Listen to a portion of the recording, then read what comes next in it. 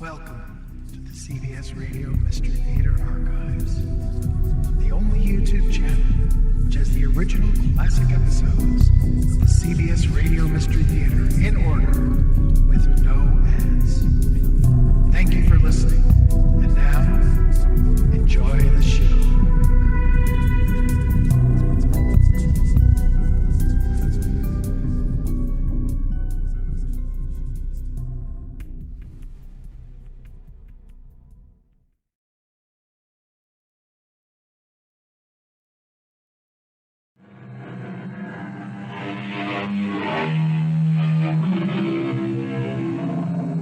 Come in.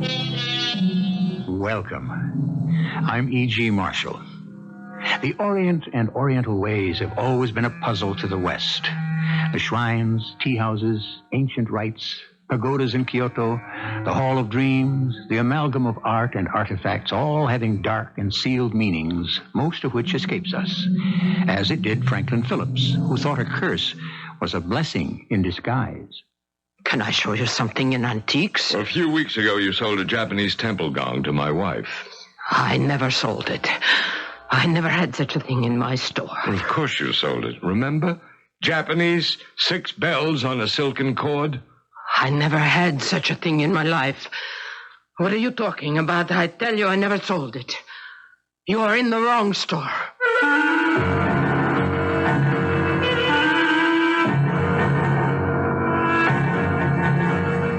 Our drama, The Secret of the Fifth Bell, was adapted from a story by Jacques Futrell, especially for the Mystery Theater by G. Frederick Lewis, and stars Earl Hammond. I'll be back shortly with Act One. We're about as far from the humble worship of Buddhism as time, place, and intent can take us. But before this story is done, we shall be drawn back to that ancient worship. At this moment, however, our concern is with a mansion on the northeast coast, particularly with its owner, who sits astride shipping lines, oil fields, factories, and stock exchanges like a colossus, wielding the dollar wand over an empire. Meet Franklin Phillips, whose wife softly enters the great man's study and kisses him. Norma, sweetheart, what a nice surprise to see you in the middle of the day. Oh, Frank, dear, did you think I'd forgotten your birthday? I know you don't like being disturbed when you're working at home, but this once I shall. By golly, I'm 50 years old today. And I have a present for you. Giles, bring in the box. Happy birthday to you, Mr. Phillips. Set the box right here in his desk, Giles. I'll open it. 50 years. Yeah, that's half a century. Oh, you Methuselah. Temple bells. Giles, give Mrs. Phillips a hand. She'll never be able to lift those. 6 of them, all tied together, all different sizes. Hold them up high, Giles. Yes, sir. Oh, they're bronze, aren't they? Yes. Norma, I've never seen anything like them. Sort of inverted bowls hung one on top of the other. And very, very old. Oh, look at the workmanship, Frank. That lovely design.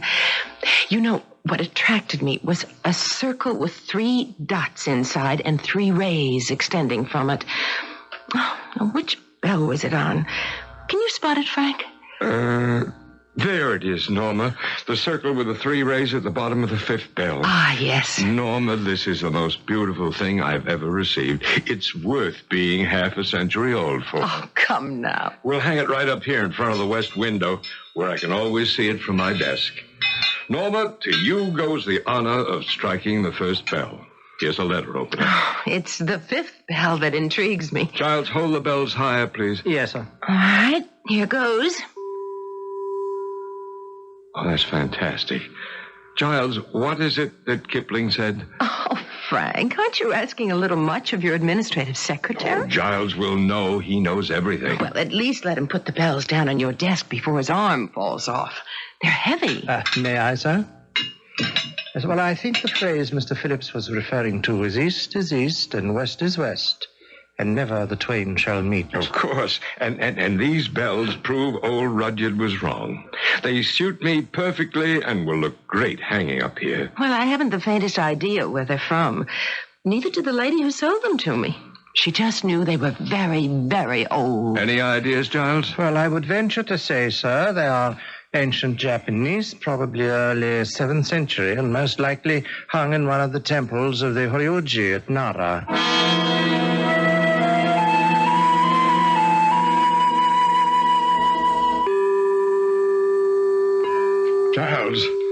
Giles, come in here. Yes, what is it, sir? It just rang. Twice.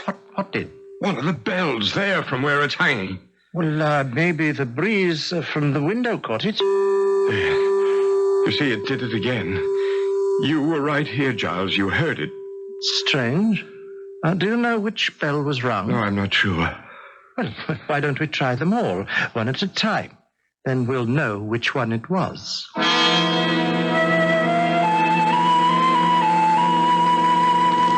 Oh, do come in, Frank. Dinner will be ready when our guest arrives. Let me sit down a moment. Oh, what is it, dear? It's not like you to break off from work this early.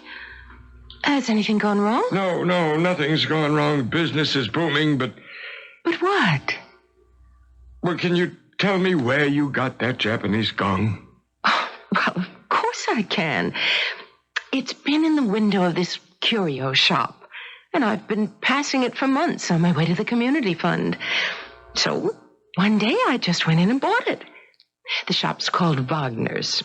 It's on Cranston Street. An old German lady runs it. Why? Did you pay a lot for it? Oh, do you think I'm going to tell you? I'd say enough, but not too much. Well, I was just wondering how valuable it is. Well, I like that. I never ask you how much you spend for my presents. But it'll be easy enough to find out what it's worth tonight, won't it? It will? Well, certainly, dear. Have you forgotten? We have Mr. Okumatsumi from your Japanese electronics subsidiary coming for dinner. Oh, it completely went out of my head.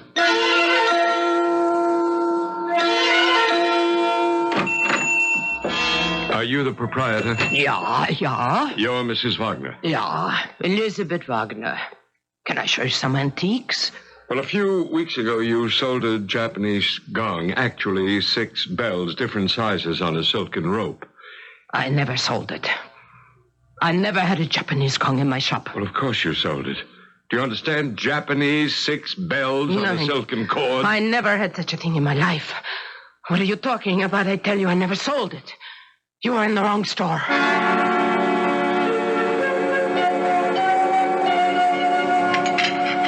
Excellent meal, Mrs. Phillips. My compliments. Oh, Mr. Matsumi, our pleasure. I'm always delighted when a guest eats everything on his plate. Most satisfying. You have very tasty fat partridge in your country. By the way, Matsumi, there's something I'd like to show you. Join me in my study, will you? How about some more sake? No, thank you. When I travel, I prefer scotch. Well, scotch we have, too. This is my study. I handle all my business from that desk. Different color phones, different color businesses. So very color. Those beds hanging by the window. You spotted them? Where did you get them? You like them? They're a present from my wife. Excuse me. May I ask for silence, please? Matsumi, why do you do that? I beg your pardon? Bowing down before the bells and then putting your right hand out and up as if making some symbol in the air. Arnold Phillips, my good friend, you could not understand significance even if I told you. Well, I didn't mean to be disrespectful. On the contrary, Matsumi, I'm curious and I wish to learn. I would like to examine more closely with your permission. Well, my house is yours. What would you like to do? Merely to touch this one bell with my finger. You have had this acquisition a long time? Just a week. And have you noticed anything out of the ordinary? Matter of fact, I have. It rings, does it not? The 5th bell, by itself. Exactly, by itself. For no reason. But you have not heard it ring 11 times. No. You will forgive me for the suggestion, but would you be willing to part with it? Oh, I couldn't. As I told you, it was given to me by my wife as a special gift. Then no offer I might make would be considered. No, Matsumi, certainly not. Then could you inform me where your wife bought it? In a little curio shop on Cranston Street. I can't remember the address, but the proprietor is a German lady by the name of Elizabeth Wagner. Thank you. It may be this shop has another. I don't believe so, but it's worth a try.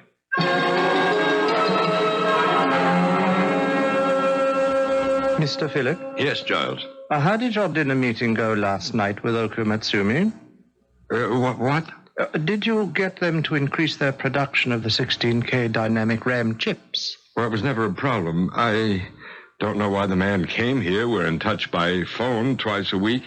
The entire evening, not one word about production. Well, he had a good American meal. Yeah, but that's not why he came.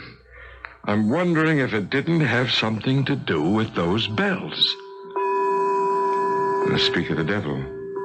5, 6, 7... This is going to drive me up the walls. Frank, may I come in? Please do. Come in, darling. My one note of sanity. Giles was just leaving. Oh, Giles, the only letter I didn't sign was the one to Venezuela Petroleum. Redo it, Giles, as I've indicated in the margin. 9 tomorrow, sir? Well, I'm not sure. Well, come anyway. You have the key. I may ask you to take that little spare bedroom by the library for a few days. I may have to do some late-night dictation. Well, that's quite all right with me, Mr. Phillips. Good night, sir. Good night, Mrs. Phillips. Good night. I don't know that it's good for you to be working late hours, Frank. Good for me. Well, you're getting awfully jumpy these days. I wish you'd go see Dr. Milburn. Is that why you came in here? To tell me I was getting on your nerves? Oh, you're getting on your own nerves, Frank. I came to ask you whether you particularly care for those Japanese bells you've hung up there. Well, why do you ask me that? What suddenly made you ask me that? Well, remember I told you I'd bought it from a German dealer on Cranston Street, a Mrs. Wagner. Well, this afternoon she sent a messenger with a note asking if I'd sell it back to her for $2,000. She must have found out it was more valuable than she thought. Oh, Frank, $2,000 would make such a nice donation to my community fund. You mean she wants to buy it back now after what she told me? What was that? Oh, never mind. No, don't sell it to her, not at any price. I want it. I'll give you a check for $2,000 for your fund. What is it, Giles? As I was leaving, a messenger handed me this note for you, Mrs. Phillips. Said he'd wait for an answer. A note for me? Well, what does it say? Well, it's another message from the curio shop dealer. Oh, now she offers $5,000. $5,000. Well, if old Mrs. Wagner keeps raising the ante, it's going to add a great deal to your community fund. Hand me my checkbook, will you, darling? Giles, tell the messenger there's no reply.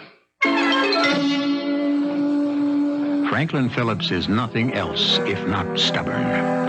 Is it because he must probe the secret of the fifth bell? Of course it is. Phillips is a man not easily dissuaded or defeated, but the very tenacity that has earned him world power may be his undoing. I shall return shortly with Act 2. There's been a definite change in Frank Phillips in the last month. He's not the freewheeling financier he once was, completely in command of himself, a captain of industries, 5-star general of omnipotence. Today, his face is pale, his hands twitch, his eyes roam, and he seems always to be on the alert, listening, waiting. He sends for the one man whose reputation for fathoming the unfathomable is worldwide. Van Dusen, I'll pay anything if you can put my mind at rest. Frank, we went to college together. I turned to solving crimes and you to controlling cartels. Forgive me, I'm so beside myself with worry. I've forgotten simple courtesy and politeness. How are you? It's been years. Do you keep up with your music? Oh, yes. I still play the violin. Not well, but I finish everything I begin. That's Van Dusen, all right. In all areas. You were always magnificently thorough. Well, all right. right, Frank. What is it that plagues you? Those bells there hanging over the west window. Yes, I was admiring them. Beautiful, beautiful ancient art. I am always waiting for one of them to ring. By itself? Without anyone touching it or even being near it. They have rung by themselves? One of them has. Now, I know it sounds impossible, absurd, but I find I wake up at night trembling, and then I can't get back to sleep. I lie awake for hours waiting. Here, when I'm at work at this desk as I'm sitting now, I am filled with fear. Even as I talk to you, I'm waiting for that sound. No one hits it. It doesn't even move. A tone just comes out of it. Now, Frank, you're torturing yourself not because the bell may ring, but because your common sense tells you that the bell cannot and does not make any sound at all. So you have worked yourself into a state and are afraid you may be going mad. No, I know that the bell is an inanimate thing, but it acts as if it were alive. Well, I'll try to help you, Frank. I have a few matters to wind up. I'll be here the day after tomorrow. You will. I feel so much better now. You were my last hope.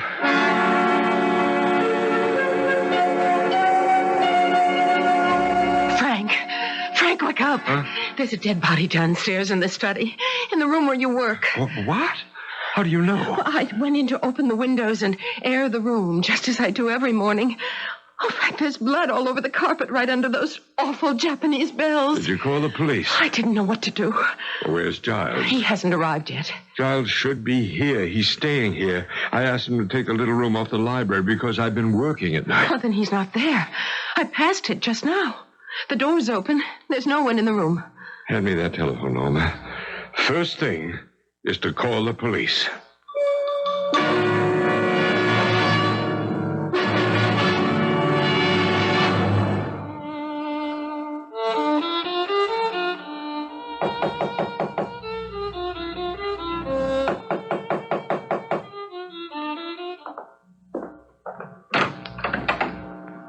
Didn't you hear me? Oh, yes. Hello, Mallory. Yes, I heard you. I've been trying to get you on the phone since noon, Van, but you don't answer it. I never do while I'm practicing. Oh, I see. Are you giving a concert? No, but I may give someone the old heave-ho, even though he is the chief inspector of our renowned Boston police force. Listen to me. What I need is a combination doctor, medicine man, scientist, practicing psychologist. In other words, myself. I haven't finished. And an expert in Oriental art. Shall I go on? Well, I'll listen, but I make no promises. This morning, a dead woman was discovered in the house of Frank Phillips. A dead woman. Not Mrs. Phillips. Oh, no. So far unidentified. You do mean the Frank Phillips? None other. Well, that's my case.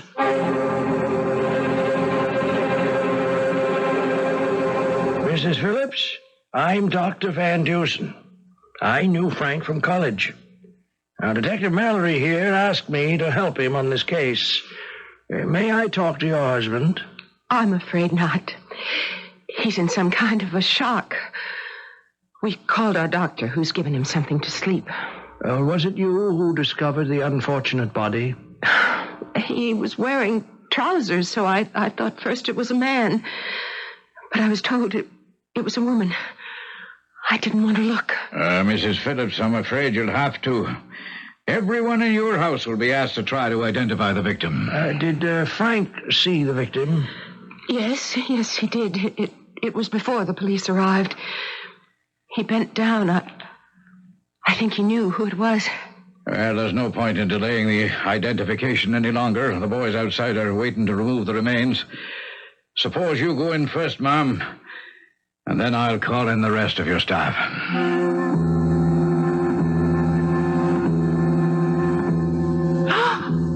It's her. The woman in the antique shop. It's her. You recognize the victim? Oh, I'm pretty sure I saw her only once, but it looks like her. Her name, Mrs. Phillips. Do you know it? Elizabeth Wagner. She's German. I bought those bells from her up there. And then she wrote me twice trying to buy them back. Yes, interesting. Make you a good offer? Oh, Frank wouldn't let me accept it. He was adamant. Sounds to me, Van, like they turned out to be a lot more valuable than this Mrs. Wagner originally thought. Or someone else came to her with a much better offer. Mrs. Phillips, has anyone been a guest here and seen the bells since they were purchased? Well, I'm not sure. Oh, yes. There was Mr. Okumitsumi. He's in business with Frank in Tokyo. And this Mr. Oko Matsumi, did he admire it? Well, that's what my husband said, Inspector. Offered a fortune to buy it. Frank turned him down flat, too. Inspector, Miss Van Dusen, come over here where I'm standing by the window. Look, down there in the street, right across the way. That's him. Who? Mr. Matsumi. He's watching this house. Why is he there? He told Frank he was taking the next plane back to Tokyo. Oh, this is just all too much. Do I have to stay in this room any longer? I feel terribly weak. No, of course not. Here, let me take you to the door. You can take my arm. Here you are. Now, are you sure you can make it to your room all right? Yes, I can. You're a dear. Oh, Frank told me what a good friend you were, and how happy he was to see you again. I think I'll just go lie down. Mallory, is that Japanese still watching this house, No, he's gone. What do you know about these 6 bells? Well, if they aren't from the Horyuju at Nara, I'll eat them. Is that a famous place? Unparalleled in Japan. Oh, it's a fabulous monastery built by a Prince Shotoku in 607. And I've got a feeling that those bells belong there. Ah, stolen. Give you an idea of their beauty. Now, I'll hit one of them with a pencil. Mallory, on the 5th bell. Look, a smudge of blood. Oh, we're in luck. I'll get this dusted for prints. We just may have our first big lead. I never did like the morgue in the morning. Identifying cold bodies is a part of a criminologist's job I can do without. That's true enough for sure. There's a lot of detail to police work that's slightly on the macabre side. Okay, Charlie, you can pull the lady out of the locker. Now, the medical examiner said there was one shot penetrating the skull from the rear. Oh, the body must have dropped like a sack of lead. Whose body? I thought you'd ask. Now, that's why I'm down here.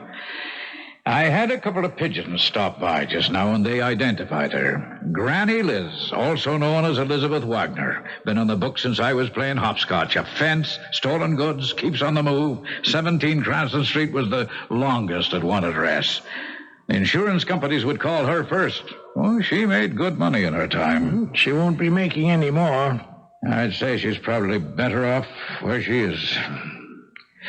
Okay, Charlie, roll her back. Any leads? On the perpetrator? I think so. This, personal secretary of Phillips, named Giles Francis, well, more of an administrative assistant. Meaning? He knows everything there is to know about his boss. Now, according to Mrs. Phillips, Francis was living on the premises and hasn't shown up since the morning the body was discovered. Not at his own apartment either, nowhere. Left his clothes, toothbrush, electric razor, even a billfold with money behind him. Yeah. Left in a panic. He looks like our suspect. We'll get him. Well, if this lady fence was shot through the head and died instantly, she didn't leave her blood on that bill. But somebody else did. We're still checking for fingerprints.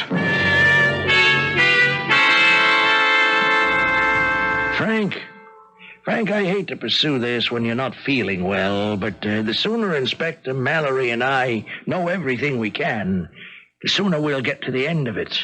What time did you first see the body? Well, Norma found it first. I got to it at about 8:30.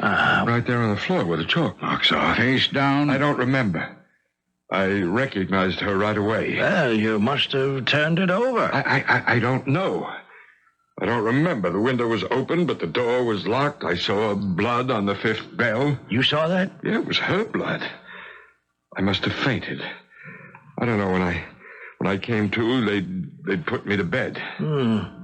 Now think back to the first time that bell rang. Do you remember the date? Remember the date? Yes.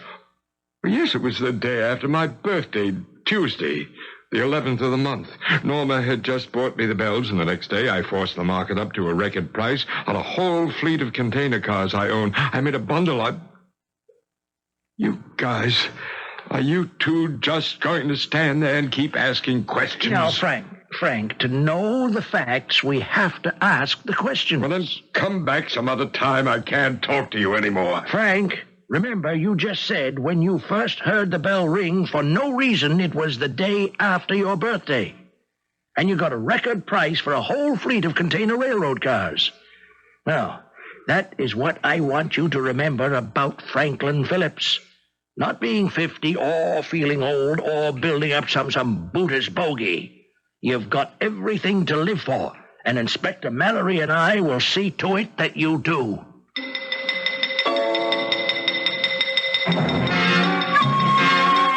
A murder committed in a wealthy man's house. Unnerving. More alarming still, the unpredictable tolling of a temple gong. When will it strike next? This unexpected sound challenges understanding, is beyond imagination. We can achieve nothing until we imagine it. And only so far as the human brain can imagine, can it comprehend. I shall return shortly with Act 3. This is what we know.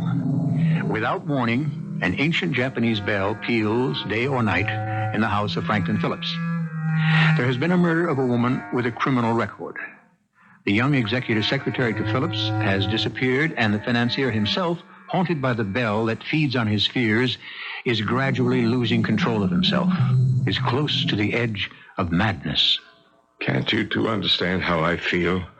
I must know what it is that makes the bell toll when it does. Have they located Giles Francis yet? No, not yet, but they will. You'd given him a gun, Frank, hadn't you? And of course. There's always the chance of a burglar, plenty to steal in this house. And Giles was an excellent shot, too. You're implying? Nothing at all. Draw your own conclusions. Yes, well, one last question, Frank. This Mr. Oku Matsumi from Japan. Had you ever met him before? No, not in person. He wired me from Tokyo. He was on his way. Why? What are you getting at? Well, I'm only trying to ascertain whether he was Oku Matsumi or not. I never asked to see his passport. I feel trapped. No getting away, hemmed in by all this. And I can't reason it out. I'm in a swamp, a fog. Well, to me, Frank, it's all quite clear. One vital point needs answering. Once done, that'll be it. You've a solution? Depending on the answer. If it's affirmative, I know that an Oriental mind, such as a Japanese, could have conceived this affair. If the answer is negative, and then the entire matter becomes ridiculously simple.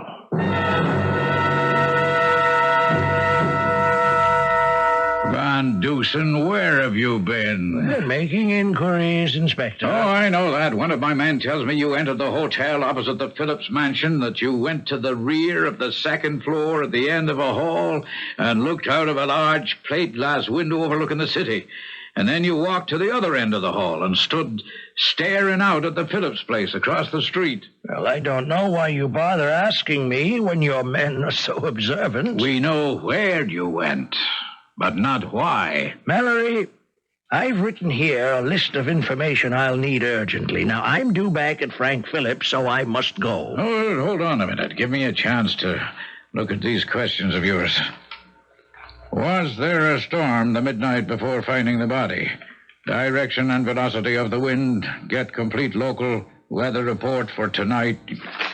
What is all this? What's it got to do with the murder and the ringing bell? Everything, Inspector. Oh? Oh, by the way, I've got bad news for you. That fingerprint or prints, too smudged for identification. Yes, well, I was afraid that would be the case. Now, as soon as you get that meteorological information, bring it to me at Phillips, will you? Are you going straight back there? No, I'm stopping off at my place first, picking up my violin and a champagne glass.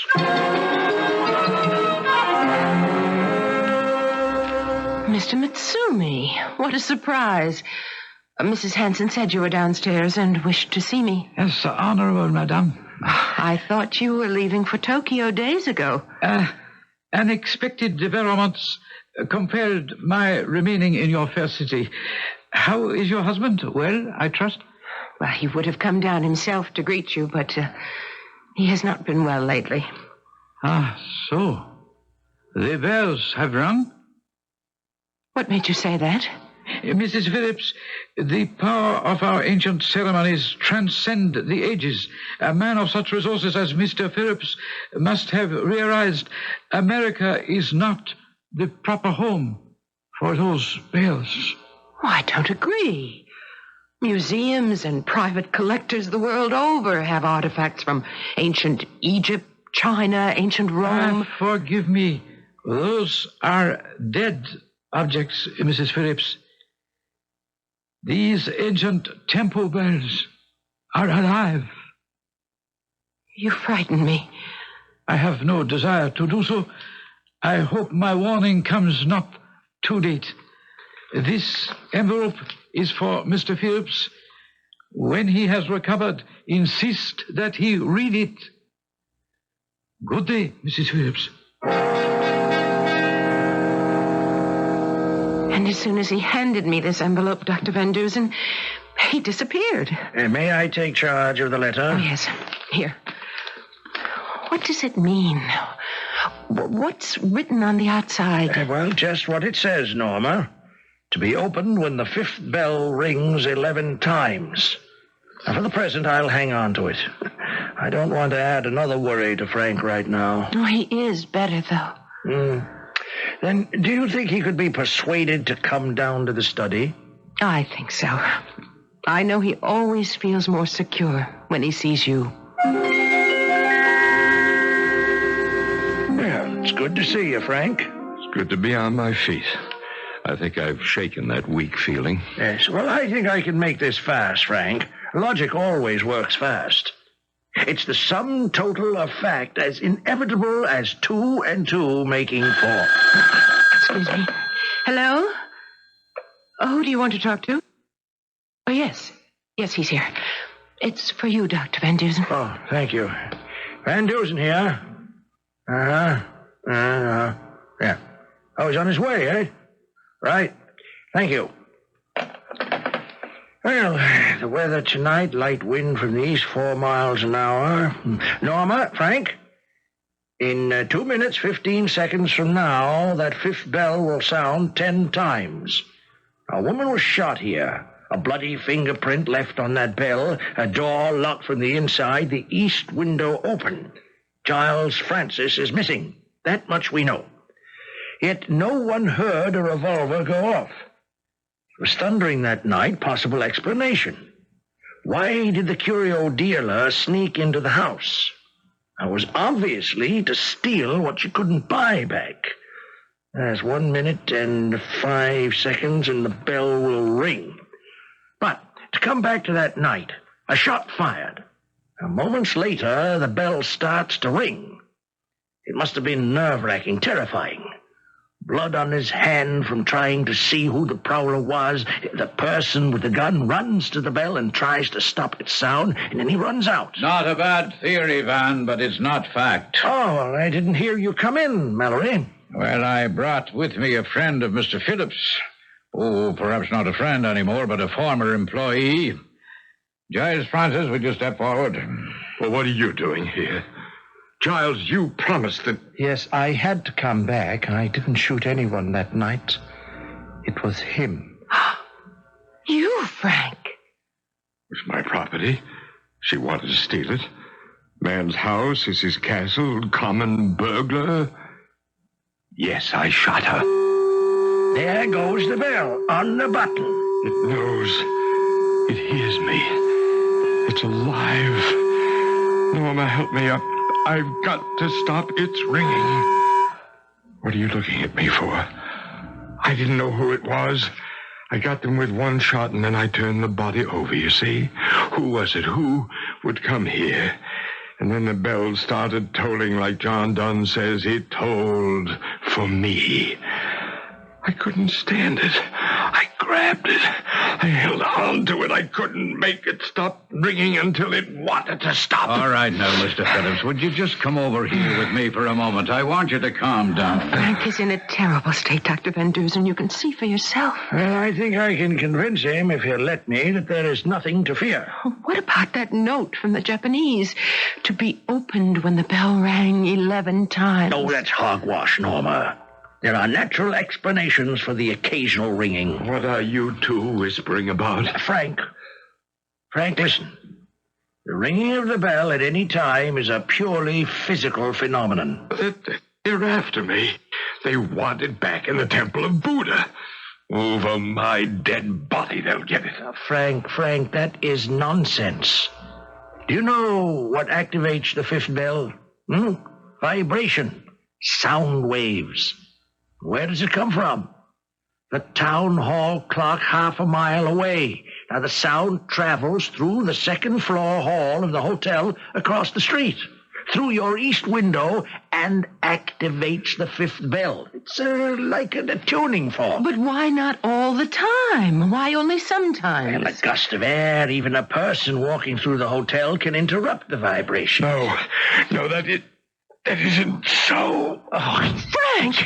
He's fainted. Well, he's overwrought, Norma. Killing someone, even a robber, their blood on your hands, it's traumatic.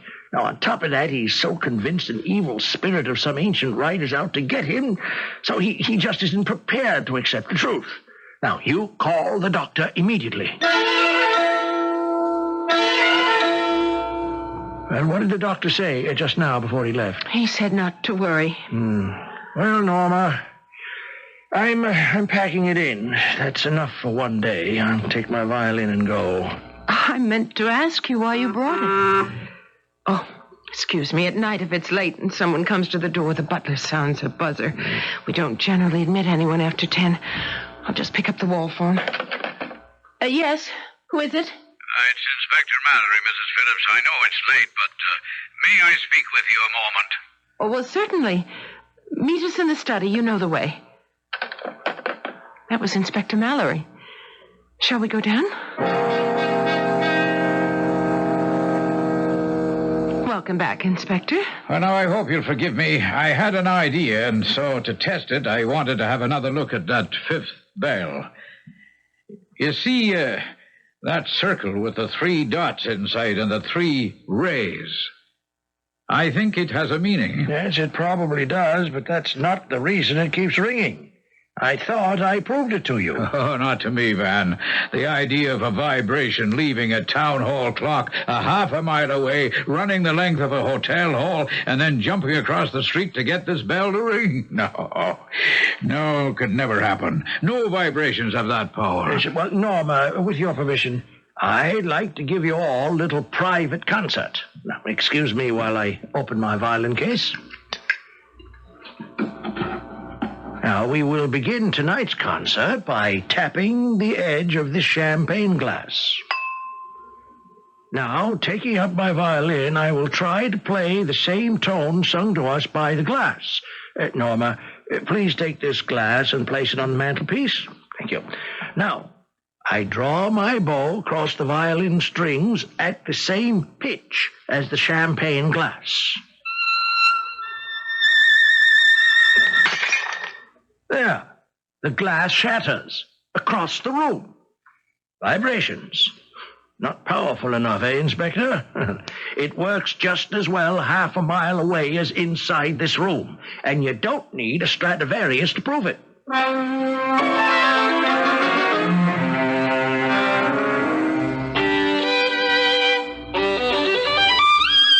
Welcome, Inspector. You're just in time for the Allegro movement. Now I haven't time for that, Van Dusen. Yes, well, I know what that means. Problems. Yes, unfortunately. I thought Frank gave you a statement, and in view of shooting a prowler and so on, you dropped any conspiracy charges. We did. But I learned today from Mr. Phillips that you had a note to be given to Phillips. A note? Oh, note, yes. From that Doku Matsumi. It said that when the bell rang 11 times, that was the end of Phillips, or words to that effect. I mean, I'm sorry I threw it away. It's just superstitious rot. Man, listen to me. Yesterday was the 11th day since Frank Phillips tried to stop that fifth bell from ringing 11 times. Well, this morning he's dead. His wife called me. I brought along the medical examiner, and he had a look at him. Oh, dear. Poor man. Heart failure, I suppose. I don't believe that. His heart stopped, all right, but not from natural causes. Oh, come on now. The man was on the edge of a total breakdown. And do you remember the markings on that fifth bell? A circle with 3 dots and 3 rays extending from it? I saw those same marks on Philip's forehead.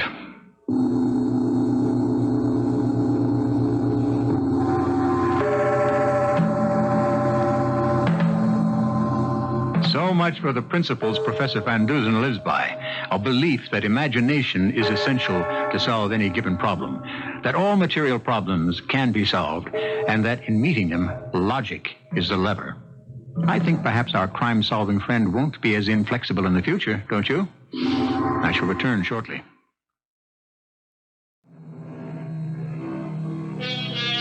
We live in an age when the incredible no longer surprises us. We can accept today what yesterday would have been laughed at, and the day before would have caused us torture at the stake. Our premise on Mystery Theater is not only to open a confounding world to your dial, but to open your mind to the scientific acknowledgement that there is no such thing as the impossible. Or as Napoleon once said in another context, impossible? There's no such word in French. Our cast included Earl Hammond, Arnold Moss, Joyce Gordon, and Ian Martin. The entire production was under the direction of Hyman Brown. I hope you enjoyed this episode of CBS Radio Mystery Theater.